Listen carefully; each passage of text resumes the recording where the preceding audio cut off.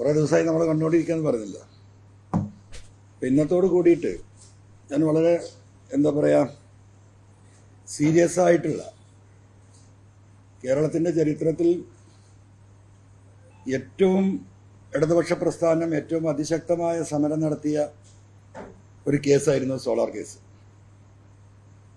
ആ solar case അട്ടിമറിക്കപ്പെട്ടു എന്നും ഇവിടെ അതിലെ കേസുമായി ബന്ധപ്പെട്ട വാദികൾക്ക് നീതി കിട്ടിയില്ല എന്നുമൊക്കെയുള്ള ഒരു ചർച്ച ഇന്നും രാഷ്ട്രീയ രംഗത്ത് നിലനിൽക്കുന്നുണ്ട്. നമുക്കെല്ലാവർക്കും അറിയാം. നമ്മളൊക്കെ പല കാര്യങ്ങളും ഡിസ്കസ് ചെയ്യുമ്പം സോളാർ കേസ് കയറി വരാറുണ്ട്. അതുമായി ബന്ധപ്പെട്ട ഒരു ഉന്നത പോലീസ് ഉദ്യോഗസ്ഥൻ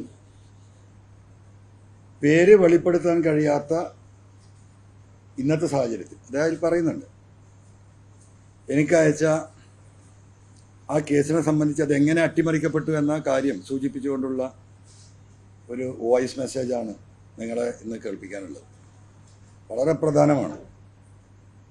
കാരണം കമ്മ്യൂണിസ്റ്റ് പാർട്ടിയുടെ ചരിത്രത്തിൽ ആ പാർട്ടി നടത്തിയ ഏറ്റവും നീണ്ടുനിന്ന അതിശക്തമായ ലക്ഷക്കണക്കിന് സഖാക്കൾ തിരുവനന്തപുരം വരെ വന്ന് പട്ടിണി കിടന്ന് ക്യാമ്പ് ചെയ്ത് ഇതിൻ്റെ സത്യാവസ്ഥ പുറത്തു കൊണ്ടുവരണം എന്നാവശ്യപ്പെട്ട് നടത്തിയ ധീരോദാത്തമായ സമരം നമ്മളാരും മറന്നിട്ടില്ല. ആ സംവിധാനത്തെയും ആ പാർട്ടിയെയും ഇടതുപക്ഷ മുന്നണിയെയും കേരളത്തിലെ പൊതുസമൂഹത്തെയും നന്നായി വഞ്ചിച്ചുകൊണ്ട് ആ കേസ് അട്ടിമറിക്കപ്പെട്ടു എന്നാണ് ഈ ഫോൺ സന്ദേശത്തിൽ അദ്ദേഹം വെളിപ്പെടുത്തുന്നത്. അതിൻ്റെ പ്രധാന ഉത്തരവാദി ഈ പറയുന്ന MR അജിത് കുമാർ ആണ് എന്നാണ് അദ്ദേഹം വ്യക്തമാക്കുന്നത്.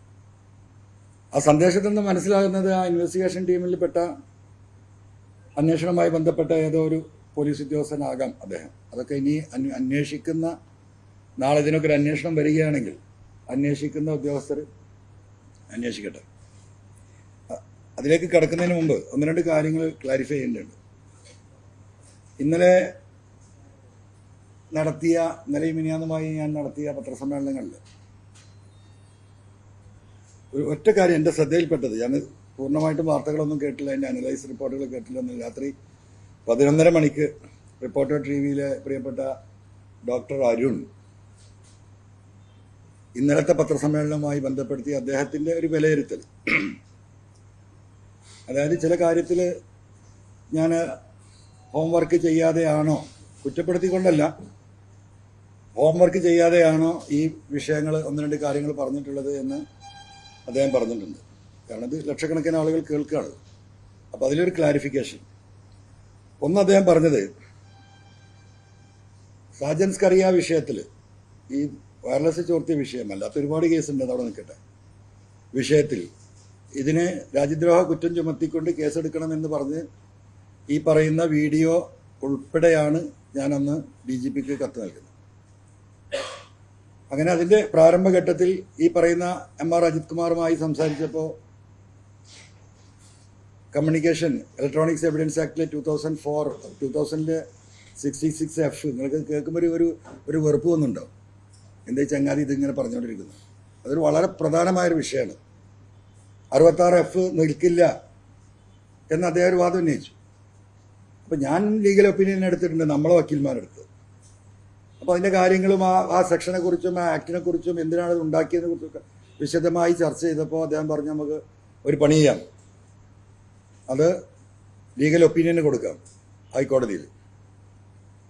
ഞാൻ മനസ്സിലാക്കുന്നത് ലീഗൽ ഒപ്പീനിയൻ കൊടുത്തു, ലീഗൽ ഒപ്പീനിയൻ തിരിച്ചു കൊടുത്തു. എന്താ ലീഗൽ ഒപ്പീനിയൻ? ഈ പറയുന്ന 2000-ലെ ഈ ആക്ട് 66F പറയുന്നത് പോലീസ് സേനയുടെ അല്ലെങ്കിൽ ഗവൺമെന്റിന്റെ ഇത്തരത്തിലുള്ള സേനകളുടെ ലോ ആൻഡ് ഓർഡറോ അല്ലെങ്കിൽ ഈ രാജ്യം കാക്കുന്നവരെ ഏത് സേനയായാലും അവരുടെ മെസ്സേജുകൾ ചോർത്തപ്പെട്ടാൽ അത് കമ്പ്യൂട്ടറുമായി ബന്ധപ്പെട്ടാണ്, ഇലക്ട്രോണിക്സ് എവിഡൻസ് ആക്ടിലാണ് വരുന്നത്. അപ്പോൾ കേരളത്തിലെ ഈ പറയുന്ന വയർലെസ് സിസ്റ്റവും അവർ കൊടുത്ത ഒപ്പീനിയൻ തന്നെ അങ്ങനെയാണ്. Whether it is connected or integrated with the software computer system, it will attract.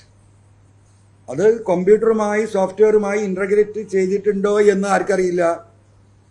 ഈ ലീഗൽ ഒപ്പീനിയൻ കൊടുക്കുന്ന വക്കീലിന് അറിയില്ല, DGPക്ക് അറിയില്ല, ഡയറക്ടർ ജനറൽ ഓഫ് പ്രോസിക്യൂഷൻ. അദ്ദേഹം പറഞ്ഞ whether it is integrated with wireless and the computer, whether it is integrated with the computer system, software system, it will attract 66F ആണ്. അപ്പൊ പിന്നെ അത് പരിശോധിക്കേണ്ട ആരാ? പോലീസാണ്. ഇന്റഗ്രേറ്റഡ് ആണ് കേരളത്തിൽ. ആ ഇന്റഗ്രേറ്റഡ് ആണെങ്കിൽ അത് പ്രകാരം കേസെടുക്കണം. അപ്പോ ഡോക്ടർ അരുൺ പറഞ്ഞത് അങ്ങനെ ഒരു ഒപ്പീനിയൻ വാങ്ങിയിട്ടുണ്ടോ ഇല്ലേ എന്ന് MLA പരിശോധിച്ചിട്ടില്ല എന്നാണ്. ഞാൻ ഉറച്ചു വിശ്വസിക്കുന്നു അങ്ങനെ legal opinion director general of prosecution കൊടുത്തിട്ടുണ്ട്. അത് നിങ്ങൾ പരിശോധിക്കണം. പ്രിയപ്പെട്ട ഡോക്ടർ അരുൺ, അതിന് ഒരു വിവരാവകാശം കൊടുക്കണം നിങ്ങൾ DGP ഓഫീസിൽ. ഞാൻ അങ്ങനെ വെളിവില്ലാതെ പറഞ്ഞ കാര്യമില്ല, എൻ്റെ ബോധ്യത്തിൻ്റെയും എൻ്റെ അറിവിൻ്റെ അടിസ്ഥാനത്തിൽ പറഞ്ഞാണ്. പ്രിയപ്പെട്ട അരുൺ അത് അന്വേഷിക്കണം. രണ്ടാമത്തെ ഒരു കാര്യം, വിജിലൻസ്, അതായത് നമ്മുടെ നിയമസഭാ പ്രസംഗവുമായി ബന്ധപ്പെട്ട് നടത്തിയ പ്രസംഗം, തിരുവനന്തപുരം സ്വദേശി ആഫീസാണ് വിജിലൻസ് കോടതിയിൽ ഈ പ്രസംഗത്തിനെ ബേസ് ചെയ്തുകൊണ്ട് ഈ പെറ്റീഷൻ പോകുന്നു. അങ്ങനെ വിജിലൻസിനോട് പ്രഥമ റിപ്പോർട്ട് ഫയൽ ചെയ്യാൻ വേണ്ടി പറഞ്ഞു. ആ പ്രഥമ റിപ്പോർട്ടിലാണ് ഇതിലൊരു കഴമ്പുമില്ല എന്ന് പറഞ്ഞുകൊണ്ട് ക്രൈംബ്രാഞ്ച് ഇത് ഫയൽ ചെയ്യുന്നത്. അതാണ് ഞാൻ ഇന്നലെ പറഞ്ഞത്, എന്നോട് ചോദിച്ചില്ല, കാര്യങ്ങൾ അന്വേഷിച്ചില്ല എന്ന്. അപ്പോൾ ഡോക്ടർ അരുൺ പറഞ്ഞത് അത് ക്രൈംബ്രാഞ്ച് വേറെ ADGP ആണ്. ഞാൻ ആ സമ്മേളനത്തിൽ തന്നെ പറയുന്നുണ്ട് അത് വേറെ ADGP എന്ന് എനിക്കറിയാം. നിങ്ങൾ തന്നെ പറയുന്നുണ്ട് സൂപ്പർ DGP ആണ് ആര്? അജിത് കുമാർ. അദ്ദേഹം എല്ലാത്തിലും ഇടപെടുന്നുണ്ട്. അതുകൊണ്ടാണ് അത് ടോർപ്പിഡ് ചെയ്യപ്പെട്ടത് ഞാൻ പറഞ്ഞു. അപ്പോൾ ഞാനൊരു ബോധവും വിവരമില്ലാതെ അല്ല അത് പറഞ്ഞത്. ആ കാര്യം കൂടി അതിൽ ആ സമ്മേളനത്തിൽ ഞാൻ എവിടെയോ പറയുന്നുണ്ട്. മറ്റൊരു കാര്യം നിങ്ങളെ കൂടി അറിവിലേക്ക്, പ്രിയപ്പെട്ട അരുണിൻ്റെയും കൂടി അറിവിലേക്കാണ്. എവിടെയാ വിനോദ് കുമാർ? ക്രൈംബ്രാഞ്ച് ADGP വിനോദ് കുമാർ ആയിരുന്നു അന്ന് ഞാൻ ഈ പരാതി ഓഫീസ് കൊടുക്കാം. അദ്ദേഹം രാജിവെച്ചു പോയി. അദ്ദേഹം പോലീസിലേ ഇല്ല ഇപ്പോ, മനസ്സിലായോ? അദ്ദേഹം പോയി. അങ്ങനെ അതിന്റെ കാരണം എന്താ നിങ്ങൾ അന്വേഷിച്ചോളൂ. അപ്പൊ ഞാൻ ആ ഭാഗം ഒന്ന് ക്ലിയർ ചെയ്യാണ്. മറ്റൊരു കാര്യം, നിങ്ങൾ ഒരുപാട് പണി നമുക്ക് തന്നിട്ടുണ്ട്. ഞാൻ നിങ്ങൾക്ക് ചെറിയൊരു പണി തരികയാണ്. എനിക്ക് കിട്ടിയൊരു വിവരമാണ്. കിട്ടിയ വിവരത്തിന്റെ അടിസ്ഥാനത്തിൽ അതിന്റെ രേഖകൾ കിട്ടിയിട്ടില്ല. നിങ്ങൾ അന്വേഷിക്കണ്ടേ? ഇപ്പോൾ ഫോൺ ചെയ്ത് പറഞ്ഞാൽ നിങ്ങൾക്ക് അന്വേഷിക്കാൻ പറ്റുന്ന കാര്യം. നിങ്ങൾക്കൊക്കെ തിരുവനന്തപുരത്തൊക്കെ സ്റ്റുഡിയോവും സ്റ്റാഫൊക്കെ ഉള്ളവരല്ലേ. നമ്മുടെ ഈ ADGP അജിത് കുമാർ ഒരു വലിയ കൊട്ടാരം പണിയുന്നുണ്ട്. എവിടെ അറിയോ? തിരുവനന്തപുരത്തെ കവടിയാർ കൊട്ടാരം നമ്മളൊക്കെ കേട്ടിട്ടുണ്ട്, കണ്ടിട്ടുണ്ട്. കേരളത്തിന്റെ അഭിമാനമല്ലേ. ആ കവടിയാർ കൊട്ടാരത്തിന്റെ കോമ്പൗണ്ടിലാണ് ബഹുമാനപ്പെട്ട ഇന്ത്യയിലെ തന്നെ അല്ലെങ്കിൽ തന്നെ ലോകത്തിൽ തന്നെ അറിയപ്പെടുന്ന ബിസിനസ്സുകാരനായ ബഹുമാനപ്പെട്ട MA യൂസുഫ് അലി സാഹിബ് വീടുള്ളത്. കവടിയാർ കൊട്ടാരത്തിലാണ് അദ്ദേഹത്തിന്റെ ഹെലിപ്പാഡുള്ളത്. അതിന് തൊട്ടടുത്ത് 10 സെന്റ് ഞാൻ കിട്ടിയ വിവരം ഈ പറയുന്ന MR അജിത് കുമാറിന്റെ പേരിലാണ് ഭൂമി രജിസ്റ്റർ ചെയ്തിട്ടുള്ളത്. 12 സ്ഥലം അദ്ദേഹത്തിന്റെ അളിയന്റെ പേരിലാണ്. ഇന്നലെ ഈ കോർപ്പറേഷനിൽ കൊടുത്ത പ്ലാന് എടുക്കാൻ വേണ്ടി വൈകുന്നേരമാണ് ഇതിന്റെ ഒരു കറക്റ്റ് ഏകദേശം വിവരം കിട്ടുന്നത്. ശ്രമം നടത്തിയിട്ട് കിട്ടിയിട്ട് ഒരുപക്ഷെ ഇന്ന് കിട്ടുമായിരിക്കും. വീട് പണി നടന്നുകൊണ്ടിരിക്കുകയാണ്. 12,000 സ്ക്വയർ ഫീറ്റ് ആണോ 15,000 സ്ക്വയർ ഫീറ്റ് ആണോ എന്ന് നമുക്ക് വിവരം തന്ന ആളുകളുടെ അടുത്ത് കൃത്യമായ വിവരമില്ല. അത് കോർപ്പറേഷനിൽ നോക്കിയാലേ അറിയുള്ളൂ. അത് ദയവായി നിങ്ങളൊന്ന് പരിശോധിക്കണം. ഇപ്പൊ ഇത് കഴിഞ്ഞാൽ നിങ്ങൾക്ക് വിളിച്ചു പറഞ്ഞാൽ നിങ്ങൾ ആളുകൾ പോയി നോക്കും. ആ നാട്ടുകാർക്കൊക്കെ അറിയത് ഈ ചങ്ങാതിൻ്റെതാണെന്ന്. കവടയാർ കൊട്ടാരത്തിലെ ഭൂമിയുടെ വില അറിയോ? 60 തൊട്ട് 75 ലക്ഷം രൂപയാണ് മിനിമം. MA യൂസുഫ് അലി സാഹിബ് വീടുണ്ടാക്കാൻ തിരുവനന്തപുരത്ത് ഒരു സ്ഥലം സെലക്ട് ചെയ്യുമ്പോൾ എവിടെയാണെന്ന് ഇപ്പം നമുക്ക് ഊഹിക്കാലോ. അപ്പൊ അദ്ദേഹത്തിന്റെ വീടിനടുത്ത് ഒരു അഴിമതി ഇല്ല, ഒരു കള്ളക്കച്ചവടം ഇല്ല. ഈ ചെരുപ്പേ ഇടുള്ളൂ, 25 രൂപേനെ കുപ്പായ ഇടൂ, ഒരു കീറി പറഞ്ഞ പാൻറ്റേ ഇടുള്ളൂ. പാവപ്പെട്ട ADGP. അപ്പൊ ദയവായി നിങ്ങൾ അതും കൂടി ഒന്ന് അന്വേഷിക്കണം. എന്നിട്ട് എനിക്ക് അതൊന്ന് TV ഒന്ന് കാണണമെന്നുണ്ട്. അപ്പൊ ഇത് കഴിഞ്ഞാൽ തിരുവനന്തപുരത്തെ നിങ്ങളുടെ സബോർഡിനേറ്റ്സിനെ ഒന്ന് വിളിച്ചു പറയണം എന്നാണ് എനിക്ക് പറയാനുള്ളത്. മറ്റൊരു പ്രധാന വിഷയം നിങ്ങളുമായി പങ്കുവെച്ചപ്പം കൊന്നും കൊല്ലിച്ചും എഡിജി ശ്രീദാസ് തന്നെ പറയുന്നുണ്ട്, വേണ്ടി വന്നാൽ കൊല്ലാനും കൊല്ലിക്കാനും അദ്ദേഹത്തിന് അറിയാം. അത് കേട്ടല്ലോ. അതുമായി ബന്ധപ്പെട്ട് ഒന്ന് രണ്ട് കാര്യങ്ങൾ ഞാൻ സൂചിപ്പിച്ചിരുന്നു.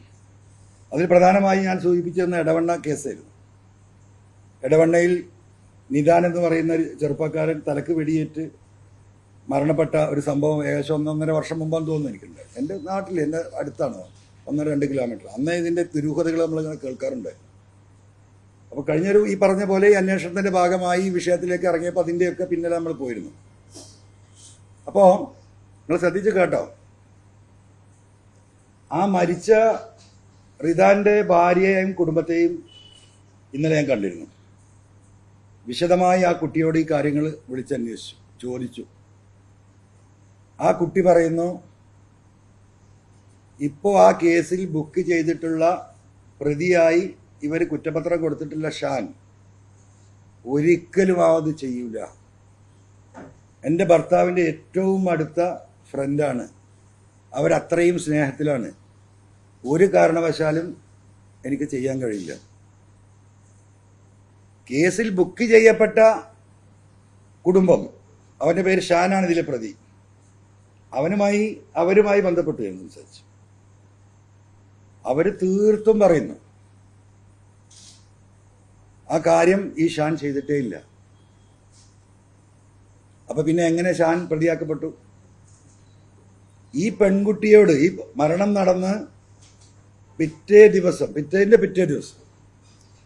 പോലീസ് വളരെ മോശമായിട്ടാണ് പെരുമാറിയിട്ടുള്ളത്. മരിച്ച റിദാൻ ഫാസിലിന്റെ ഭാര്യ അവരിപ്പോഴും ജീവിച്ചിരിപ്പുണ്ട്, ഒരു ഘട്ടത്തിൽ നിങ്ങളുടെ മുന്നിൽ വരും. അവരെ കൊണ്ട് എന്താ പറയിപ്പിക്കാൻ നോക്കിയെന്നറിയാം. ഈ കൊന്നു എന്ന് പറയപ്പെടുന്ന ഈ വ്യക്തിയുമായി, ഷാനുമായി അവർക്ക് അവിഹിത ബന്ധമുണ്ടായിരുന്നു എന്ന് അവർ സമ്മതിച്ചു കൊടുക്കണം. ആ അവിഹിത ബന്ധത്തിന്റെ ഭാഗമായി അവളുമായി ഒരുമിച്ച് ജീവിക്കാൻ അവരുടെ ഭർത്താവിനെ അവരുടെ കാമുകൻ ആണ് എന്ന് ഇവർ പറയുന്ന ഈ ഷാൻ വെടിവെച്ചു വന്നാണ്.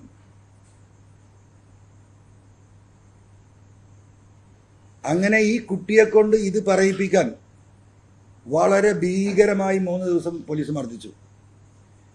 കുട്ടി, നിങ്ങൾ വെളിച്ചം കാണില്ല, നീ സെൻട്രൽ ജയിലിലേക്കാണ് ഇവിടുന്ന് പോകുന്നത്, നീ അത് സമ്മതിച്ചാൽ നിന്നെ അങ്ങനെ രക്ഷപ്പെടുത്താൻ നോക്കാം, അതുകൊണ്ട് നീ അത് സമ്മതിക്കണം, ഞാൻ ജയിലിലേക്ക് പോയിക്കോളാന്ന് പറഞ്ഞോ കുട്ടി. അങ്ങനെ അത് അവരെ സമ്മതിച്ചു കൊടുക്കാത്തതുകൊണ്ട് വേറൊരു വൈരാഗ്യം ഉണ്ടാക്കി, ഒരു സ്റ്റോറി. ഓൾ ബിൽറ്റപ്പ് സ്റ്റോറി എൻ്റെ കയ്യിലുണ്ട്, ഞാൻ ആ ഫുൾ ഫയൽ എടുത്ത് ആ കേസ് പഠിച്ചതാ. ഒക്കെ കുക്കപ്പ് സ്റ്റോറിയാ. അത് കഴിഞ്ഞ് കൊന്നു എന്ന് പറയുന്ന ഈ ഷാന്റെ കുടുംബം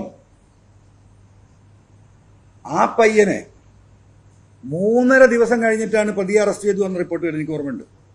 3.5 ദിവസം, ഈ സംഭവം നടന്ന 3.5 ദിവസം പോലീസ് കസ്റ്റഡിയിൽ അതിമൃഗീയമായി വർദ്ധിച്ച് ഈ പറഞ്ഞതുപോലെ ഇവളുമായി ബന്ധമുണ്ട്, അവിധ ബന്ധമുണ്ട് എന്ന് സമ്മതിപ്പിക്കാനുള്ള വലിയ ശ്രമം നടത്തി.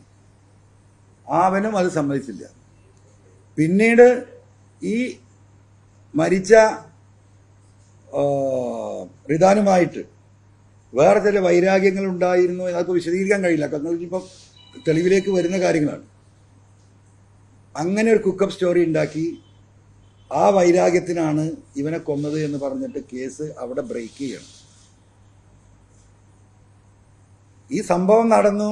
ഈ പറയുന്ന ഷാൻ തന്നെയാണ് ഈ മരിച്ച റിദാന് 7 മണിക്ക് അവർ ഒരുമിച്ച്, അതാണ് ആകെ തെളിവ്, വൈകുന്നേരം 7 മണിക്ക് ഇവർ ഒരുമിച്ച് ഇറങ്ങിയെന്നത്. അതുമെന്ന് അങ്ങോട്ട് സ്റ്റോറി കുക്ക് ചെയ്യുക. ഒരുമിച്ച് പോയി എന്നുള്ളത് ശരിയാണ്. അവർ ചായ കുടിച്ചു, അവരൊരു വണ്ടി വാടകയ്ക്ക് എടുത്തിരുന്നു, റെന്റേക്കാരന് ഈ കൊണ്ടോട്ടി ഭാഗത്തുനിന്ന്. അവിടെ ആ പൈസ കൊടുക്കാൻ വേണ്ടിയിട്ട് ഇവൻ്റെ ഫ്രണ്ടിന് വേണ്ടി, മരിച്ചവൻ്റെ ഫ്രണ്ടിന് വേണ്ടി എടുത്ത വണ്ടിയിരുന്നു. അപ്പോൾ ആ പൈസ എത്തിയപ്പോൾ കൊണ്ടു കൊടുക്കാൻ വേണ്ടിയിട്ടാണ് ഇവനെ വിളിച്ചത്. അങ്ങനെ അവർ പോകാൻ വേണ്ടിയിട്ട് അവിടുന്ന് വീട്ടിൽ നിന്ന് ഇവനെയും കൂട്ടി ഇറങ്ങി ജാമിയ കോളേജിൻ്റെ അവിടെ എത്തി. അവരൊരു ചായ കുടിച്ച് സിഗരറ്റ് വലിച്ച് പോകാൻ വണ്ടിയില്ല. ഈ വന്നവൻ്റെ സ്കൂട്ടറിലാണ് പോയിരിക്കുന്നത്. അപ്പോൾ വേറൊരു വണ്ടിയും കാത്തു നിൽക്കുകയാണ്. അതിൻ്റെ ഇടയിൽ ഇവന് ഫോൺ വന്നു എന്ന് പറഞ്ഞു, ഈ മരിച്ചവന്. അപ്പോൾ ആ ഫോൺ കട്ട് ചെയ്തിട്ട് ഈ ഷാനിനോട്, ഈ കൊന്നു എന്ന് പറയുന്നവനോട് പറഞ്ഞു, നമ്മളൊന്ന് പോകുന്നില്ല, എനിക്കിൻ്റെ വേറെ ഫ്രണ്ട്സ് വരുന്നുണ്ടെന്നുണ്ട് ഇവരവിടുന്ന് പിരിയാണ്. ഇവനീ സ്കൂട്ടർ ഓടിച്ചവൻ വീട്ടിലേക്ക് പോവുകയാണ്. പിന്നെ ഈ പറയുന്ന ഇവൻ്റെ വീട്ടിന് തൊട്ടടുത്ത മലൻ്റെ മുകളിലാണ് കുന്നുമുറത്തെ സംഭവം ഉണ്ടായത് നിങ്ങൾക്കറിയാം. അപ്പം ആ വീട്ടിൽ നിന്ന് ഇവൻ്റെ കൂടെ വന്നു എന്ന ഒറ്റ കാരണം വെച്ചിട്ടാണ് ഇവനെ ഇതിൽ പ്രതിയാക്കുന്നത്. അപ്പോൾ അതിൻ്റെ ഒരു പ്രധാന കാരണമായിട്ട് പോലീസുമായി ബന്ധപ്പെട്ട ഇൻവെസ്റ്റിഗേഷൻ ടീമുമായി ബന്ധപ്പെട്ട ചില പോലീസ് ഉദ്യോഗസ്ഥരിൽ നിന്ന് എനിക്ക് മനസ്സിലാക്കാൻ കഴിഞ്ഞത്, ഈ മരിച്ചവൻ ഈ സ്വർണ്ണക്കള്ളക്കടത്തുമായി ബന്ധപ്പെട്ട കരിപ്പൂരിൽ നടക്കുന്ന ഒരുപാട് ഇൻഫർമേഷൻ അവൻ്റെ കയ്യിലുണ്ട്. അവൻ്റെ ഫോണ് വേറൊരു കേസിൽ കുടുക്കിയോണ്ട് തട്ടിയെടുക്കാൻ പോലീസ് ഒരു ശ്രമം നടത്തി, അതിൽ പരാജയപ്പെട്ടു.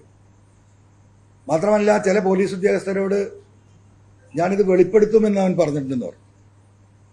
ഇതൊക്കെ നീ പൂർണ്ണമായിട്ടും വരാൻ പോകുന്ന അന്വേഷണത്തിൽ പരിധിയിൽ വരേണ്ടതാണ്. അങ്ങനെ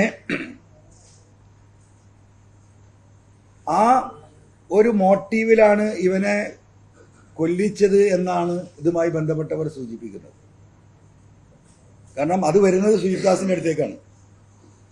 അപ്പൊ ആര് കൊന്നു, എങ്ങനെ കൊന്നു, പിന്നെ ഈ സംഭവം കഴിഞ്ഞ ഉടനെ അന്ന് വൈകുന്നേരം തൊട്ട് ഈ പറയുന്ന കൊന്നു എന്ന് പറയുന്ന വ്യക്തിയുടെ വീടും നാടും ഓഫീസും അവനുമായി ബന്ധപ്പെട്ട സ്ഥലങ്ങളും മുഴുവൻ പോലീസ് അരിച്ചു പെറുക്കിയിട്ടുണ്ട്. 3.5 ദിവസം കഴിഞ്ഞിട്ട് അവനോട് പറയാണ്, നിന്നെ വീട്ടിലൊന്ന് കൊണ്ടുപോകാൻ, വീട്ടിലൊരു പോയി വരേണ്ട ഒരു ആവശ്യമുണ്ട്. അങ്ങനെ ഇവർ സെർച്ചിന് പോവുക, ഏത് തോക്ക് കണ്ടെത്തണല്ലോ. പോലീസ് അരിച്ചു പറിക്കുക, 2-3 ദിവസമായിട്ട് പോലീസ് അരിച്ചു പറിക്കുക. പോലീസിന്റെ അറ്റൻഷനുള്ള വീടാണ്. ആ വീടിന്റെ അകത്തേക്ക് കയറുന്നു, റൂമിന്റെ ഉള്ളിലൂടെ ഇങ്ങനെ നടക്കുന്നു. അപ്പൊ പെട്ടെന്ന് കട്ടിലിന്റെ ചുവട്ടിൽ ചെറിയൊരു പ്ലാസ്റ്റിക് കവർ കാണുന്നു. ഒരു പോലീസുകാരൻ കാലുകൊണ്ട് ഇങ്ങനെ തട്ടി അതാ കിടക്കുന്നു തോക്ക്. അങ്ങനെ തോക്ക് റിക്കവറി. ഈ ഫാസിലിന്റെ മരിച്ചവന്റെ കയ്യിൽ 2 ഫോണുണ്ട്. ഒരു ഫോണ് ഈ പറയുന്ന ഇത്തരത്തിലുള്ള ഇൻഫർമേഷനിലെ ഫോണെന്ന് അറിയാൻ കഴിഞ്ഞത്. ഒന്നാം സാധാരണ ഉപയോഗിക്കുന്ന ഫോൺ. ഈ 2 ഫോൺ ഇതുവരെ കിട്ടിയിട്ടില്ല. പോലീസ് റിക്കവറി ഇല്ല. അപ്പോൾ ഈ 2 ഫോണും ഇവനെടുത്തു. ആര്? ഈ പേരന്റെ കൺഫ്യൂഷനോ, ഈ കൊന്നു എന്ന് പറയുന്ന എന്താണ്, ഷാൻ. അത് ചാലിയാർ പുഴയിൽ എറിഞ്ഞു എന്ന് നീ പറയണം. എടവണ്ണ പാലത്തിന്റെ മുകളിൽ നിന്ന് എടവണ്ണ പാലത്തിലൂടെ വീട്ടിലേക്ക് പോവാം. അങ്ങനെ അവൻ അവിടെ കൊണ്ടുവരുന്നു, പാലത്തിൽ നിർത്തുന്നു. സിനിമയിലൊക്കെ കാണുന്ന ഇങ്ങോട്ടാണ് എറിഞ്ഞതെന്ന് പറയുന്നു. ഭയങ്കര സ്കൂബ ടീം വരുന്നു. 3-4 ദിവസം മുങ്ങുന്നു, പൊങ്ങുന്നു, ഒരു സംഭവമില്ല. നോക്ക്, എവിഡൻസ് പോയി. 2 ഫോണും മിസ്സിങ്ങാ. ഏറ്റവും വലിയ തെളിവുള്ള സാധനം അതാണ്. ഇങ്ങനെ കുക്കപ്പ് ചെയ്ത കേസ് ഞാൻ മറ്റിലേക്ക് കിടക്കുന്നില്ല. ഞാനത് സൂചിപ്പിച്ചുകൊണ്ട് മാത്രം ആ വിഷയം ഇവിടെ സൂചിപ്പിക്കുകയാണ്. അപ്പോൾ ഇനി നമ്മൾ പ്രധാന വിഷയത്തിലേക്ക് കിടക്കാം. നിങ്ങളിതൊന്ന് കേൾക്ക്.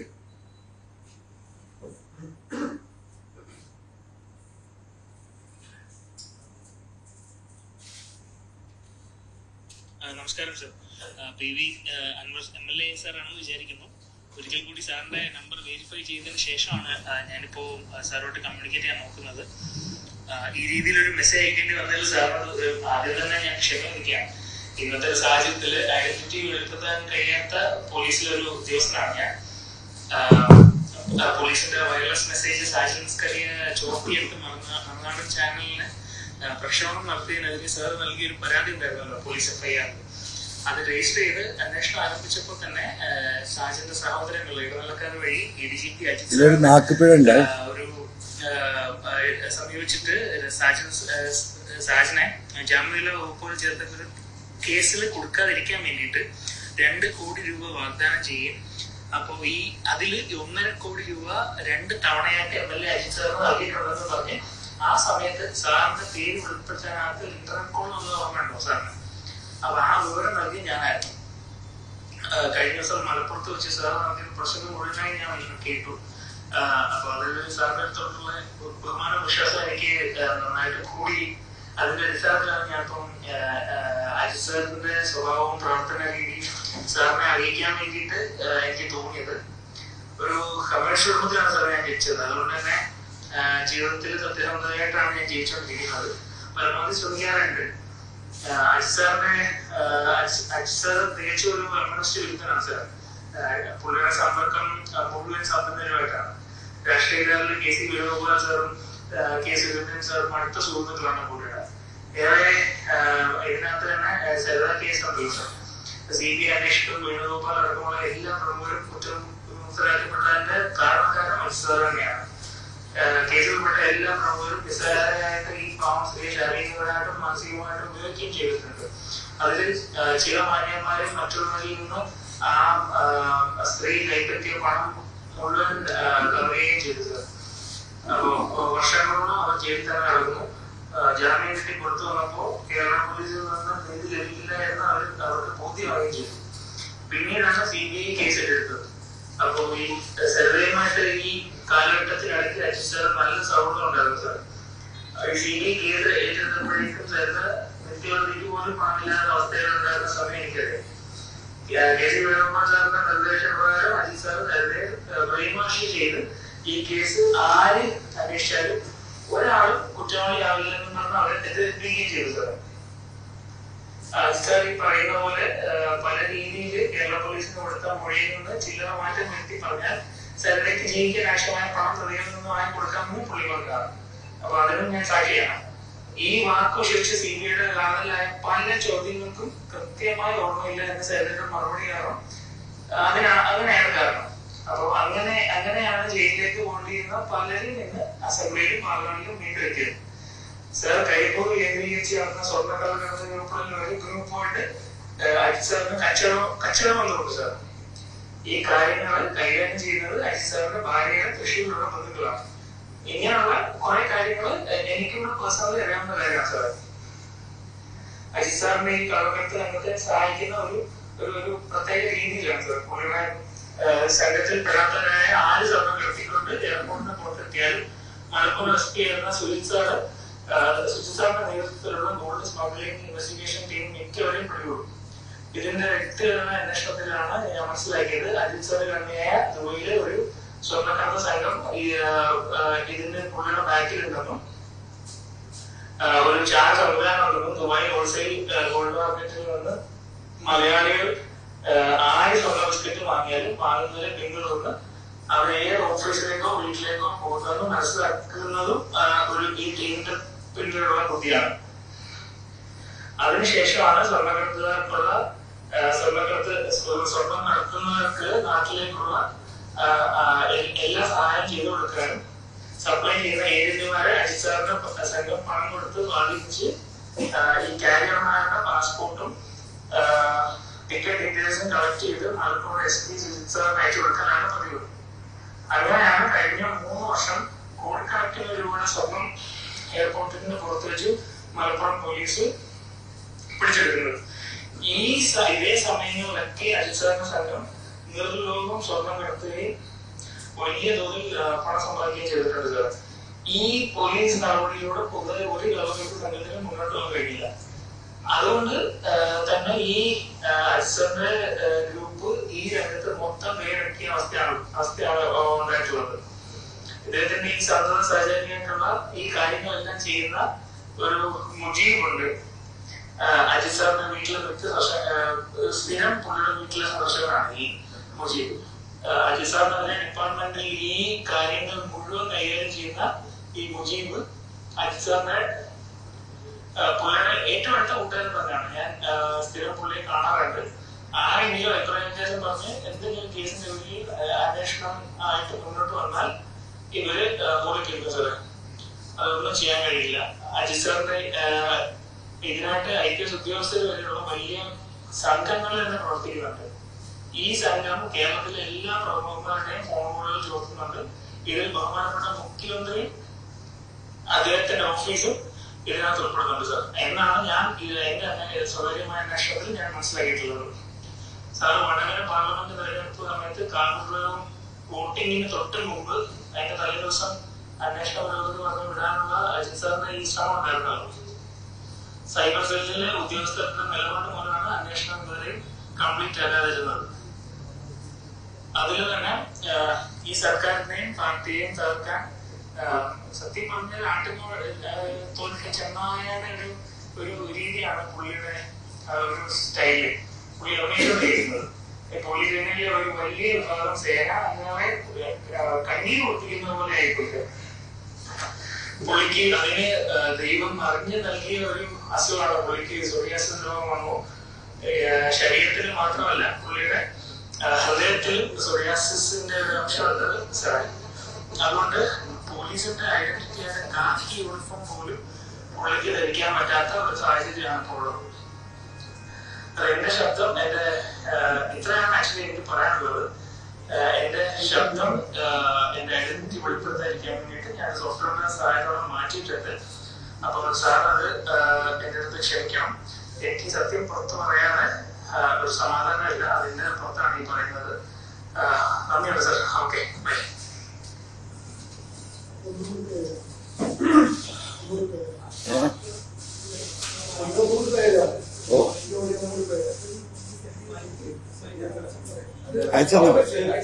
അയച്ചെന്നാ പറയാം.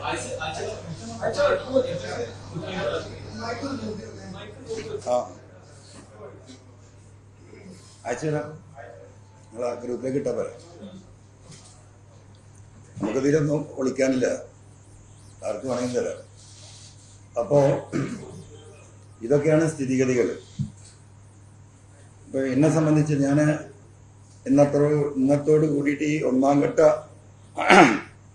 എൻ്റെ ഈ ഓപ്പറേഷൻ്റെ ഇത്തരത്തിലുള്ള വെളിപ്പെടുത്തലുകൾ ഞാനിപ്പോൾ തൽക്കാലം ഇവിടെ നിർത്തുകയാണ്. ബഹുമാനപ്പെട്ട മുഖ്യമന്ത്രിയെ നാളെ പോയി കാണണം എന്നാണ് ആഗ്രഹിക്കുന്നത്. ഈ പറഞ്ഞ കാര്യങ്ങൾ മുഴുവൻ വിശദീകരിച്ചുകൊണ്ട് ബഹുമാനപ്പെട്ട മുഖ്യമന്ത്രിക്ക് പരാതി കൊടുത്ത് കേരളത്തിലെ നല്ല IPS ഓഫീസർമാരാണ്. ഏത് കേസും കണ്ടെത്താൻ കഴിയുന്ന IPS അല്ലാത്ത IPS ലഭിക്കാത്ത നല്ല മിടുക്കന്മാരായ സത്യസന്ധരായ ഒരു കാലിച്ചായ പോലെ ഒരാളോടും വാങ്ങിക്കുടിക്കാതെ ഈ സേനയിലേക്ക് കടന്നു വരുമ്പോൾ അവരെടുത്ത സത്യപ്രതിജ്ഞ അതേപടി പാലിച്ച് ജീവിക്കുന്ന നല്ല ഉദ്യോഗസ്ഥർ ഇവിടെയുണ്ട്. ആ ഉദ്യോഗസ്ഥരുടെ ഒരു സ്പെഷ്യൽ ഇൻവെസ്റ്റിഗേഷൻ ടീം ഉണ്ടാക്കി വളരെ ഉന്നതനായ വിശ്വസ്തനായ ഒരു പോലീസ് ഓഫീസറുടെ നേതൃത്വത്തിൽ ബഹുമാനപ്പെട്ട മുഖ്യമന്ത്രിയോട് ഞാൻ അഭ്യർത്ഥിക്കാൻ പോകുന്നത് ഒരു റിട്ടയർഡ് ജഡ്ജിയെ ഈ കേസിന്റെ നിരീക്ഷണത്തിന് ഏർപ്പെടുത്താൻ കഴിയുമെങ്കിൽ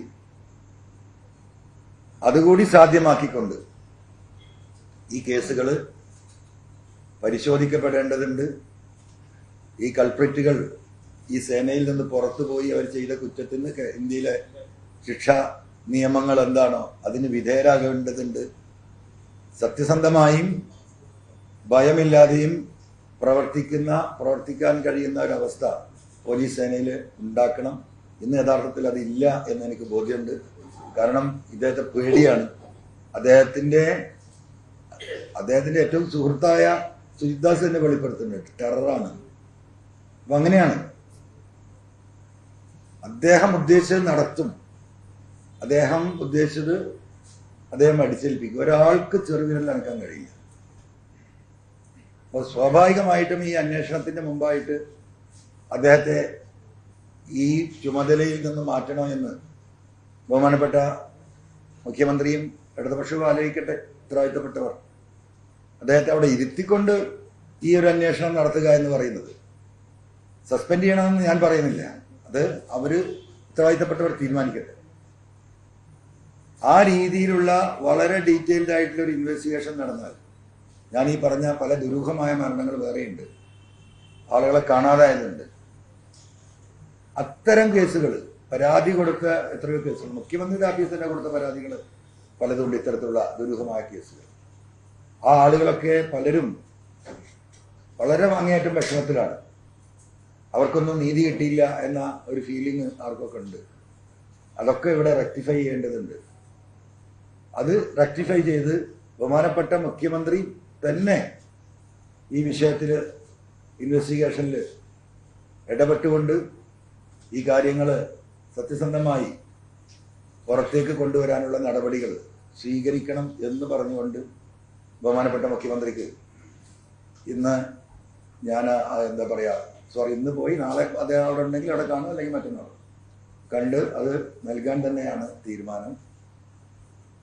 ഇത് പുതിയ വെളിപ്പെടുത്തലുകൾ, ചിലതൊന്നും വെളിപ്പെടുത്താൻ പറ്റാത്ത പ്രയാസങ്ങളുണ്ട്. ചിലത് വെളിപ്പെടുത്തിയാൽ ഇനി വരാൻ പോകുന്ന ഇൻവെസ്റ്റിഗേഷൻ ടീമിന് ഈ പറയുന്ന പ്രതികൾ അതിലെ തെളിവ് നശിപ്പിക്കാൻ സാധ്യതയുള്ളത് കൊണ്ട് ചിലത് നമുക്ക് പറയാൻ പ്രയാസമുണ്ട്, പുറത്തുവിടാൻ പ്രയാസമുണ്ട്. അത്തരത്തിലുള്ള ഒരു ഭാഗമുണ്ട്.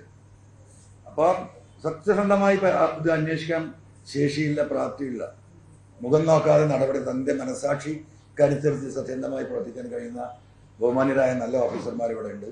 അതിൽ IPS റാങ്ക് തൊട്ട് താഴെ വരുന്ന സിവിൽ പോലീസ് ഓഫീസർമാരുടെ വരെ ഇടയിൽ ഈ കാര്യങ്ങളുണ്ട്. അപ്പോൾ അത് അന്വേഷിക്കട്ടെ.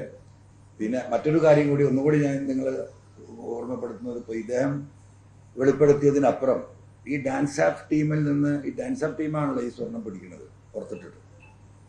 വേറെ കാര്യം, ഈ എടവണ്ണ മരണത്തിൽ ആദ്യം വീട്ടിലിരുന്ന ഡാൻസ് ആപ്പിലെ പോലീസുകാരനാണ്. ഈ കുട്ടി മരിച്ചിട്ട് അപ്പം എല്ലാത്തിലും ഡാൻസ് ആഫാണ്. ഈ പിടിക്കുന്ന സ്വർണം ഇങ്ങനെ കടത്തിക്കൊണ്ട് വന്നാൽ അതിനെ, ഞാനിത് പറഞ്ഞൊന്നറിയില്ല, എയർപോർട്ടിന്റെ അകത്തുനിന്ന് പിടിച്ചാൽ അത് കൃത്യമായ കണക്കുണ്ട്. അവിടെ അതിന്റെ സർവൈലൻസ് സിസ്റ്റവും കാര്യങ്ങളുണ്ട്. ഒന്നും അതിന് തൊടാൻ കഴിയില്ല. വഴിയിൽ നിന്ന് ഇതിനുള്ള പ്രധാന കാരണം 50 ബിസ്ക്കറ്റ് പിടിച്ചാൽ 25 ബിസ്ക്കറ്റോ 20 ബിസ്ക്കറ്റോ ആണ് റിപ്പോർട്ട് ചെയ്യപ്പെടുന്നത്. ഇനിയിപ്പോൾ ഇതിനെങ്ങനെ തെളിവ് കിട്ടുമെന്നല്ലേ? ഈ പിടിച്ച ആളുകളുടെയൊക്കെ റെക്കോർഡ് ഇവിടെ ഉണ്ടല്ലോ. അതായത് ഈ പറയുന്ന സുജിത്ദാസിന്റെ ടീം പിടിച്ചു എന്ന് പറയുന്ന ആളുകളൊക്കെ റെക്കോർഡറാണ്. എത്രയോ മനുഷ്യരുണ്ട്. ആ ആളുകളെ പിടിച്ച് ഇൻവെസ്റ്റിഗേഷൻ ടീം ക്വസ്റ്റ്യൻ ചെയ്യട്ടെ. എത്ര ബിസ്ക്കറ്റ് അവർ കൊണ്ടുവന്നിരുന്നു, എന്താ സംഭവിച്ചിരുന്നത്? 10 ആളെങ്കിലും സത്യം പറയില്ല, 100 ആളെ വിളിച്ചു ചോദിച്ചാൽ. ഇത് തെളിയിക്കാൻ എന്താ പ്രയാസം? അപ്പൊ ആ രീതിയിലുള്ള അന്വേഷണം ഈ വിഷയം എനിക്കിങ്ങനെ ഇരുന്നിട്ട് ഇപ്പൊ ഈ കളവ് പറയുന്നു, അത് പറയുന്നു, ഇത് പറയുന്നു എന്നൊക്കെ പറഞ്ഞതുപോലെ, അങ്ങനെയാണെങ്കിൽ ഇതിനൊക്കെ വഴിയുണ്ടല്ലോ. പിന്നെ എല്ലാ തെളിവും എനിക്ക് ഇവിടെ കൊടുത്തു നോക്കാൻ കഴിയുമോ? എനിക്ക് കിട്ടുമോ? അപ്പൊ ഇനി ബാക്കിയുള്ള കാര്യം, ഞാൻ പറഞ്ഞതിൽ നിന്ന് പറഞ്ഞത് വസ്തുതയാണോ, പറഞ്ഞതിനപ്പുറമുള്ള കാര്യം എന്താണ്, ആരൊക്കെയാണ് ഇതിലെ പ്രതികൾ, എന്തൊക്കെ ദേശദ്രോഹ കുറ്റമാണ് ഇവർ ചെയ്തിട്ടുള്ളത്, എങ്ങനെയാണ് ADGP അജിത് കുമാറിന് 75 ലക്ഷം രൂപയോളം ഒരു സെന്റിന് വില വരുന്ന, ഏകദേശം 15-16 കോടി രൂപ വില വരുന്ന ഭൂമി വാങ്ങാൻ പണം ലഭിച്ചത്? പുറത്ത് ഇൻവെസ്റ്റ് ചെയ്തും ബാക്കിയൊക്കെ പോട്ടെ, ഇവിടുന്ന് തുടങ്ങാൻ നമുക്ക് കവടിയാർന്ന്. ഇവിടെ നമ്മൾ ഈ ലോകം മുഴുവൻ നടന്ന് ആഫ്രിക്ക വരെ പോയി കഷ്ടപ്പെട്ട് മലമ്പരിയും പിടിച്ചിട്ട് നമുക്കൊന്നും സാധ്യമാകുന്നില്ല. ഞാനിപ്പോഴും 100 ചില്ലാനം പഴക്കല്ല വീട്ടിലാണ് താമസിക്കുന്നത്, എന്റെ വാപ്പുണ്ടാക്കി. അപ്പൊ ഇവരൊക്കെ ഒരു 4-5 കൊല്ലം ഈ പറയുന്ന പോലെ ADGPയും DGPമാരും ആകുമ്പോ ഭൂമിയുടെ വില തന്നെ 15-15.5 കോടി രൂപ. അന്വേഷിക്കട്ടെ. അപ്പോ ആ രീതിയിൽ കാര്യങ്ങൾ പോട്ടെ. ദയവായി ഞാൻ ആദ്യം പറഞ്ഞ ഈ കവടിയാറിലെ കാര്യം ദയവായി ഞാൻ മഹേഷിനെ വിളിക്കും വൈകുന്നേരം. മഹേഷുണ്ടല്ലോ അല്ലേ? മഹേഷയുടെ മഹേഷിന്റെ കോളേജ് മേറ്റും എൻ്റെ ഫ്രണ്ടും കൂടിയാണ്. അപ്പോൾ ആ മഹേഷിനെ ഏൽപ്പിക്കണം ഒന്ന് തിരുവനന്തപുരത്ത് വിളിച്ച് പറഞ്ഞിട്ട് ആ കവടിയാറിൽ പോയി കാണാതെ നിങ്ങൾക്ക് ആ സാധനം വൈകുന്നേരം വഴിക്കൊന്ന് കേരളത്തിലെ ജനങ്ങളെന്ന് കാണിച്ചു കൊടുക്കണം. ചെരുപ്പിടാത്ത പാവപ്പെട്ട DGP ഉണ്ടാക്കുന്ന ഈ എന്താ കുറ്റിപ്പരന്റെ വിവരം. അപ്പൊ ഇതാണ് ഇതിന്റെ സ്ഥിതി. അതുകൊണ്ട് വിഷയങ്ങൾ 1-ാം ഘട്ടം ഇവിടെ അവസാനിപ്പിക്കുകയാണ്. ഈ വിഷയത്തിൽ നിങ്ങൾ സത്യസന്ധമായി, എന്നോടുള്ള വൈരാഗ്യം നിങ്ങൾ വെച്ച ഇന്നലെയും പറഞ്ഞു, അത് നിങ്ങൾ പിന്നെ പുറത്തെടുത്തോ. ഈ ഒരു വിഷയത്തിൽ നിങ്ങൾ ആത്മാർത്ഥമായി ഈ നാടിനോടൊപ്പം നിൽക്കണം എന്ന് സ്നേഹപൂർവ്വം ഈ നാട്ടിലെ 3.5 കോടി ജനങ്ങൾക്ക് വേണ്ടി അഭ്യർത്ഥിച്ചുകൊണ്ട് 1-ാം ഘട്ടം നമ്മൾ ഇവിടെ അവസാനിപ്പിക്കുക.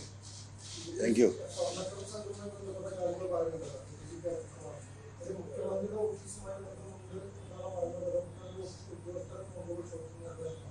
ഉദ്യോഗസ്ഥർ ഫോൺ കോൾ ഞാൻ അയച്ചുതരാം. മുഖ്യമന്ത്രി അടക്കമുള്ളവരുടെ ഫോൺ കോൾ ചോർത്തുന്നുണ്ടോ എന്ന് എനിക്ക് സംശയമുണ്ട് എന്ന് അദ്ദേഹം പറഞ്ഞു. അല്ല, അതൊക്കെ ഇപ്പൊ ഈ അന്വേഷണ ഏജൻസി ഉറപ്പുവരുത്തില്ല. നമുക്കത് ഉറപ്പുവരുത്താനുള്ള സിസ്റ്റം ഒന്നും ഇല്ലല്ലോ. അതെ അതെ അതെ. അല്ല, അത് ഈ അന്വേഷിക്കുന്ന ഏജൻസി ഒന്നും അന്വേഷിക്കില്ല. അല്ല, അതിലിപ്പോ 2 കാര്യം. ഒന്നിപ്പോ ഈ സോളാർ കേസുമായി ബന്ധപ്പെട്ട അതിലെ സാക്ഷികളും പരാതിക്കാരൊക്കെ ഈ ഭൂമിയിൽ ജീവിച്ചിരിപ്പുണ്ടല്ലോ. അത് ഇൻവെസ്റ്റിഗേറ്റ് ചെയ്യല്ലോ ഇൻവെസ്റ്റിഗേഷൻ ഏജൻസിക്ക്. ഈ ഫോൺ കോൾ ഇൻവെസ്റ്റിഗേറ്റ് ചെയ്യാലോ.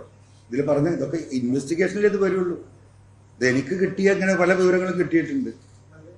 അതിൽ ആളുള്ളതുണ്ട്, ഡയറക്റ്റ് വന്ന് പറഞ്ഞതുണ്ട്, വേറെ ആൾ ദൂതന്മാർ വഴി വന്നതുണ്ട്, അനോണിമസ് ആയി വന്നതുണ്ട്. ഇതൊക്കെ ഇതിലുണ്ട്. അത് അതിൻ്റെയൊക്കെ ഒരു എന്താ പറയുക അന്വേഷണം നടത്തേണ്ട ആരാ? Investigation agency.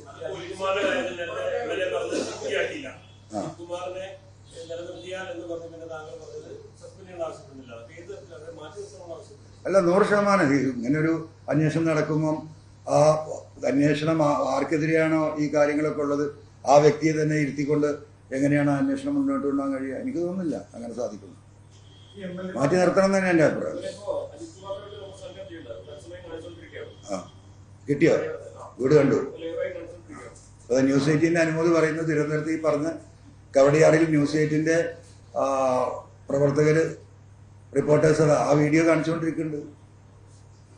ചെറിയ വീട്, പാവപ്പെട്ടവനായ DGP സത്യസന്ധൻ കാണിയുണ്ടല്ലോ അല്ലേ. അപ്പൊ അത്രേ ഉള്ളൂ ഇങ്ങനെ. അപ്പൊ ഇനി ബാക്കി അവര് നോക്കട്ടെ. ഞാനെങ്ങനെ സ്ഥിരീകരിക്കാം? ഞാൻ എന്താ സയന്റിഫിക് എഞ്ചിനീയറാണോ?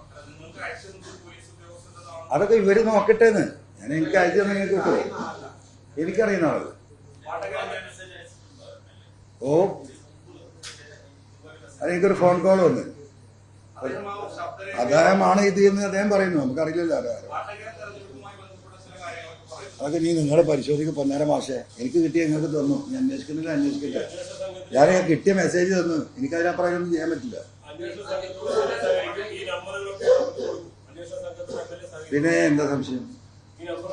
എല്ലാം കൊടുക്കും.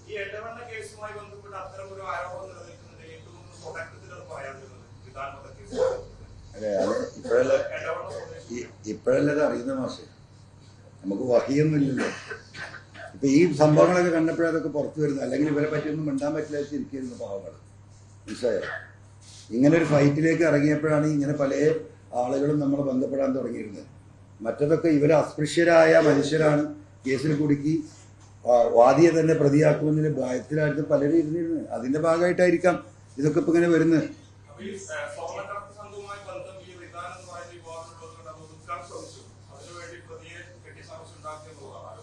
ഞാനൊന്നും ആരോപിച്ചിട്ടില്ല. ഞാൻ ആ കേട്ട കാര്യം ഇവിടെ പറഞ്ഞു. അതിന് നിങ്ങൾ പരിശോധിക്കുക. അതൊക്കെ ഇൻവെസ്റ്റിഗേഷൻ ടീം വരട്ടെ, അവർ പരിശോധിക്കട്ടെ.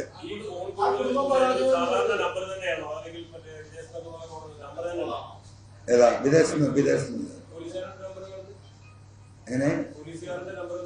ആ, അല്ല, വോയിസ് മെസ്സേജ് ആണ് അത്.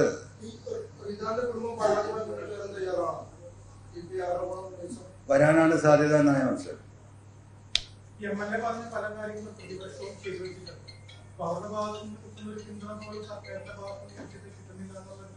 ഇപ്പോഴല്ലേ പരാതി പറഞ്ഞു. ഇന്നലെ പിന്നെ ഞാൻ ഒന്നുമായിട്ടല്ലേ പറഞ്ഞിട്ടുള്ളൂ. ഇപ്പൊ പിന്തുണ കിട്ടുന്നില്ല എന്നൊന്നും നമുക്ക് പറയാനായിട്ടില്ലല്ലോ. അത് നമ്മൾ പരാതി പോലും കൊടുത്തിട്ടില്ലല്ലോ. നോക്കി അതൊക്കെ പരാതി കൊടുക്കാൻ ഞാൻ പോകുന്നില്ല പറഞ്ഞു. എങ്ങനെ?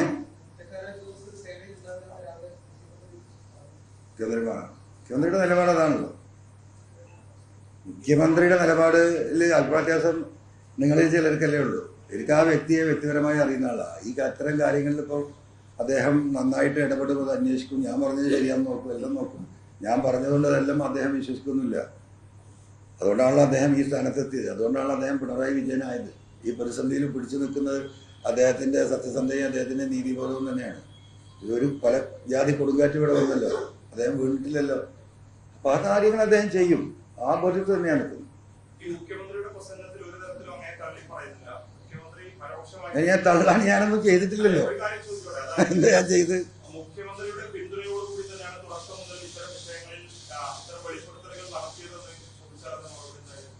മുഖ്യമന്ത്രിയുടെ പിന്തുണയോടെയാണ് പിന്നെ മുഖ്യമന്ത്രിയോട് പറഞ്ഞ അദ്ദേഹത്തിനാണ് നടപടി സ്വീകരിച്ച പോലെ. നിങ്ങളെങ്ങനെ അങ്ങനെ പറയാം? അല്ല, എനിക്ക് 3.5 കോടി കേരളത്തിലെ ജനങ്ങളുടെ പിന്തുണ. 3.5 കോടി അല്ല, ഞാൻ പറഞ്ഞല്ലോ 3.5 കോടി ജനത്തിന് പാർട്ടിയും പെട്ടില്ലേ? എങ്ങനെ?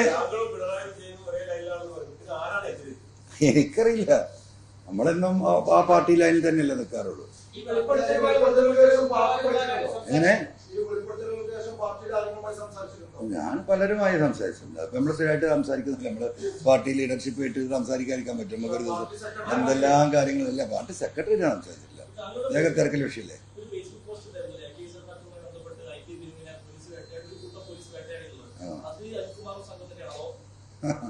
അങ്ങനെ എന്തൊക്കെ ഇപ്പൊ വരട്ടെ, നമുക്ക് നോക്കാം.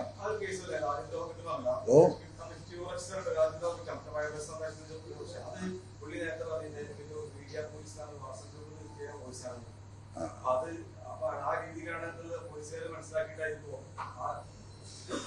ആരാണ് ഇതിന്റെ ഉത്തരവാദി?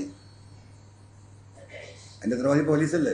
പോലീസിന്റെ സേനയല്ലേ? അത് ഏത് ഗ്രൂപ്പിൽ നിന്ന് കിട്ടി മറ്റേത് കിട്ടി എന്ന് പറഞ്ഞിട്ട് കാര്യമില്ലല്ലോ. അതിന് ഉത്തരവാദി അതല്ലേ? അപ്പൊ ആ ഗ്രൂപ്പിലേക്ക് എങ്ങനെ പോയി അവനെ പിടിക്കണ്ടേ? അതല്ല ഇൻവെസ്റ്റിഗേഷൻ.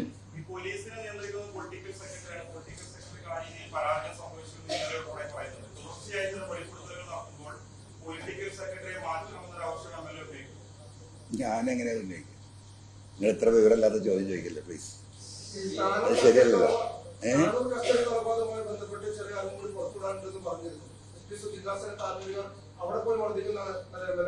അതെ അതെ അല്ല, അതൊക്കെ നമുക്ക് അപ്പം നോക്കാന്ന്.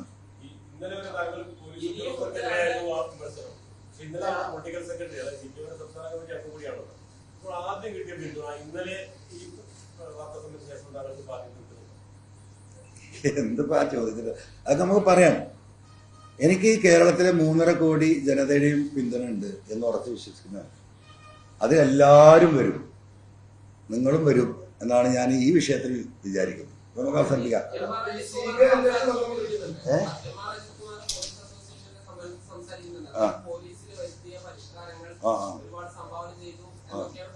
അപ്പൊ അവസാനത്തെ പ്രസംഗം സാധാരണ അങ്ങനെയല്ല, യാത്രയപ്പുണ്ടാവും.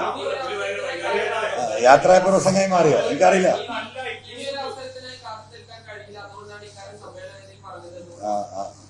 മൂപ്പര് പറഞ്ഞു ഇല്ലല്ലോ.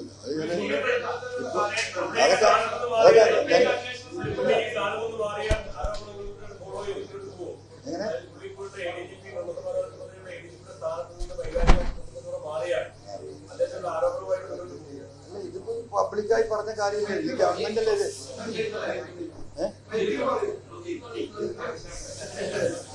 അല്ല, അത് ഇനി ഗവൺമെന്റ് അല്ലേ തീരുമാനിക്കേണ്ടത്.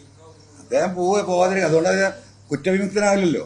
അദ്ദേഹം നാളെ രാജിവെച്ചു, അജിത് കുമാർ. അതുകൊണ്ടെന്താ അയാൾ കുറ്റവിമുക്തനാകും? ഒരിക്കലും ഇല്ലല്ലോ.